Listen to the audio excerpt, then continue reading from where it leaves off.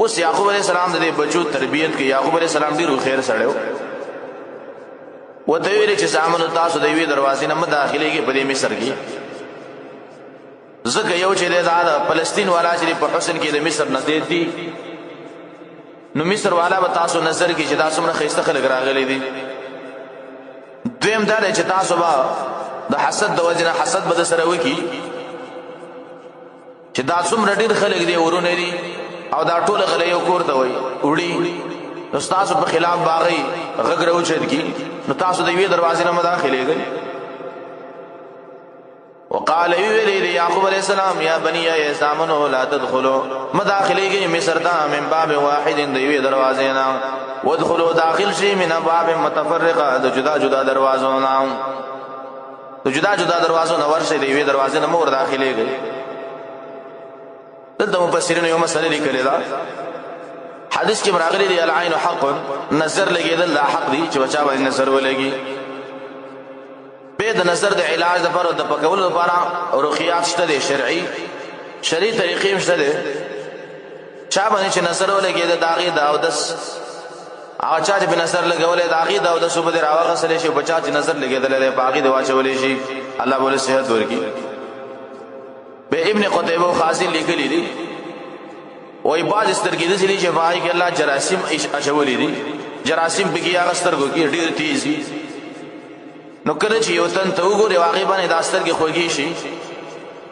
نو د سترګو نه جراثیم راوځي سبب انسان باندې ورولي هغه به است بیمار شي نو دا نظر حق دی حدیث کې دی نظر چې دا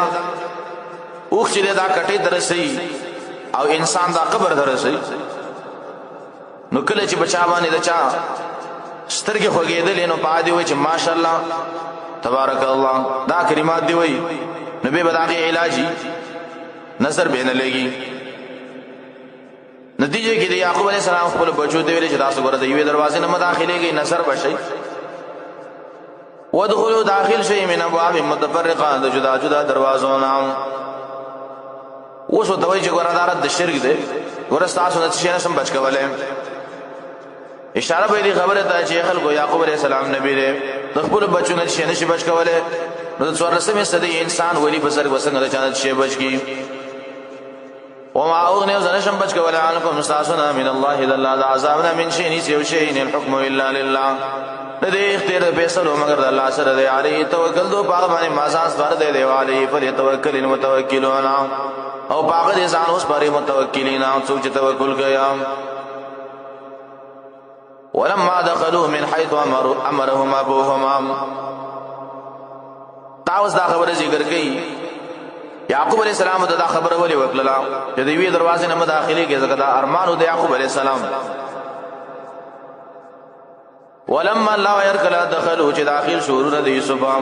من حيث دا غزنا امرهم چې امر کړي واغې ته ابوهم بلارام بلار د یو امر کړي مختلفو دروازو نه داخل شو ما کان یغنی اوس دلته دا خبره ذکر کوي آیا پلار په دې طریقه باندې د الله د عصامنا دا بچی شي بچ کولای نه ما کان یغنی نو یعقوب علیہ السلام چې بچ کی انهم من د بچونا من الله د الله د عصامنا من شي یو شي الا